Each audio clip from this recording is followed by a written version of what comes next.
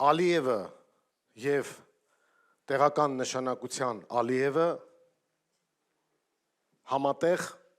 ահաբեկչական գործունեություն են իրականացնում հայ ժողովրդի, Հայաստանի Հանրապետության քաղաքացիների դեմ։ Ալիևը հայտարարում է, որ ինքը ամիսներ անց կարող է չճանաչել Հայաստանի Հանրապետության տարածքային ամբողջականությունը, այսինքն ավելի մեղմ տարբերակով ասում է, որ կարող է պատերազմել, ագրեսիայի դիմել, իսկ Հայաստանի վարչապետի պաշտոնը զբաղեցնողը էլ ավելի ագրեսիվ ալիևություն է անում և հայտարարում է, որ